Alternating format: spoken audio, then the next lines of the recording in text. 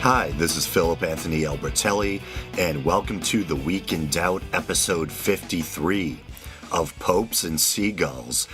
Today's episode is brought to you by Audible.com. Get a free audiobook download at www.audibletrial.com/The Week in Doubt.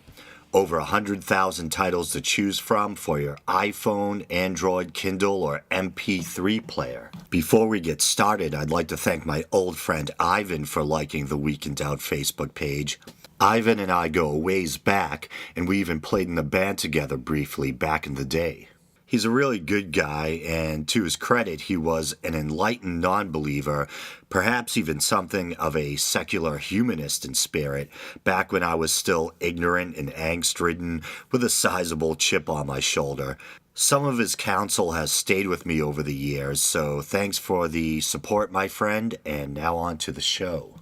So last week I talked a little bit about the new History Channel miniseries entitled The Bible. I said something to the effect that I was going to withhold judgment until I saw it. Well, I watched a couple of episodes last weekend, and surprise, surprise, I have some issues. I had been hoping that the production values and the writing would maybe be on par with shows I like, such as Spartacus or Rome, but unfortunately, to me at least, it seemed to be a little bit of a cheese fest. Just another Bible show or series with a bunch of white actors pretending to be ancient Semites to cringe-inducing effect. Well, on the subject of race or ethnicity, I noticed it just wasn't white actors who seemed to appear out of context. Although during the tale of Abraham and Isaac, Isaac was portrayed by a little tow-headed white boy with a strong English accent, kind of an Oliver Twist figure. That kind of bothered me.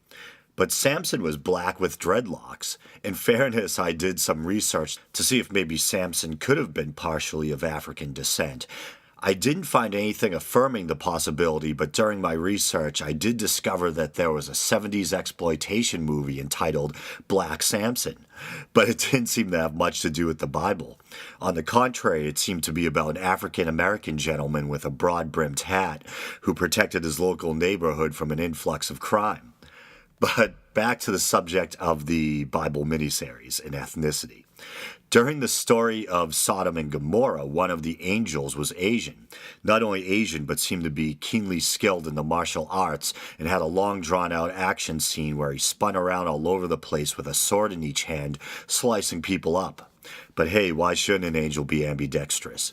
In seriousness, I'm not sure if the reason for the multi-ethnic cast was to help make the stories more accessible to everyone. If that's the case, then I guess it's kind of nice in a way, but it does make the historian in me squirm a bit. I suppose I should try not to be too hypocritical, though. After all, two of my favorite portrayals of Jesus are Willem Dafoe in The Last Temptation of Christ and Robert Powell in Jesus of Nazareth, both lily-white Caucasians cast in the role of an ancient Jew. And I noticed from the trailers that the guy they chose to play Jesus in the Bible miniseries kind of reminds me of the cheesy, cliche Anglo Jesus that you might see in a paint-by number purchased at a Christian bookstore or in a old Norman Rockwell painting.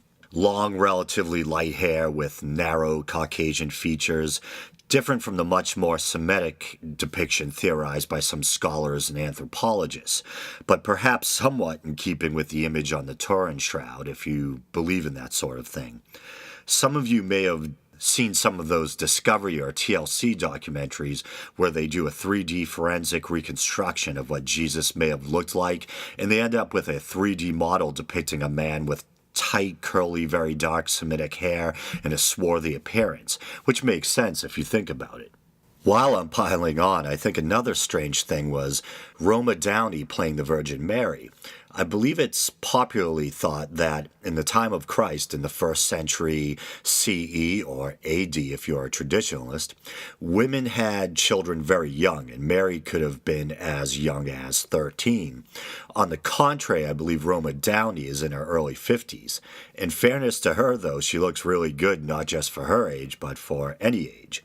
But still, 13 would be a pretty big stretch. But I guess when you're one of the people behind the film, you get to cast yourself in any role you like. But all the aesthetic issues aside, I think the thing that jumped out at me the most is that during the telling of the story of Sodom and Gomorrah, they completely left out the most controversial part of the story, where Lot offers up his two daughters to a frenzied mob in an attempt to get the mob to leave his two male guests, the disguised angels, alone. Isn't that an interesting way of dealing with the uglier or more difficult parts of the Old Testament? Just excise them. I'm surprised they left in the binding of Isaac. Speaking of Roma Downey, I saw her being interviewed while I was watching coverage of the recent papal conclave that ultimately resulted in the election of Pope Francis I, who I'll talk about a little bit more later on in the show.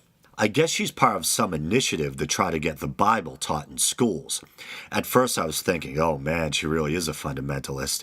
But in fairness, when she was asked if she thought the Quran should also be taught in school, she hesitated but ultimately answered yes, and added that she thought children should be exposed to a multitude of traditions and cultures, or something to that effect, I'm paraphrasing. But of course she could have just been saying that because she didn't want to look like a fundamentalist nutjob, to put it technically. Oh, one more quick note concerning the Bible miniseries.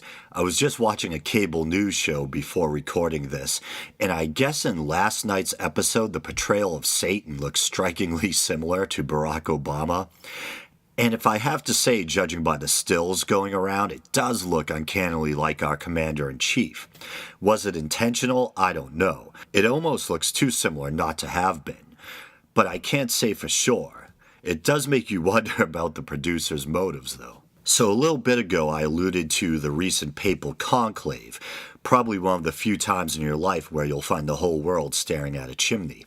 And speaking of that chimney, it was interesting to hear serious, quote-unquote serious, media speculating how the fact that a seagull landed on it may have been a sign from God. I heard reporters on CNN waxing philosophical of how it may have had special significance since the Pope had named himself in honor of Saint Francis of Assisi, the patron saint of animals. May it just have been a case that a bird landed on a rooftop?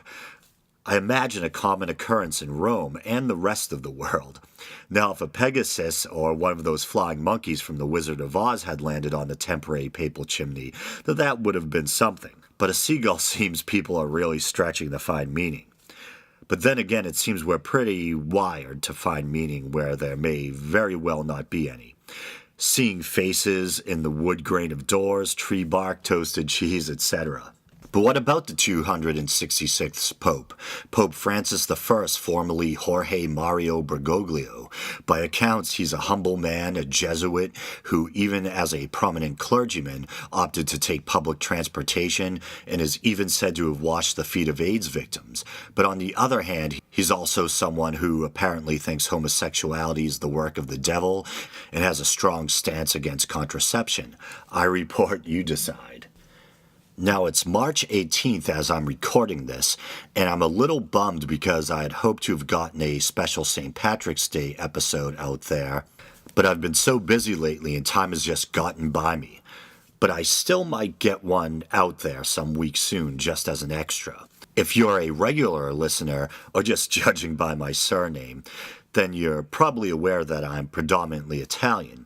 But I'm also a quarter Irish. My maternal grandmother's maiden surname was McCarthy, and her people were from County Cork. But whether or not any of your blood hails from the Emerald Isle, I'd like to wish you a happy belated St. Paddy's Day, and as always, you've been listening to The Week in Doubt. You can like the show on Facebook or rate us on iTunes. Thanks for listening.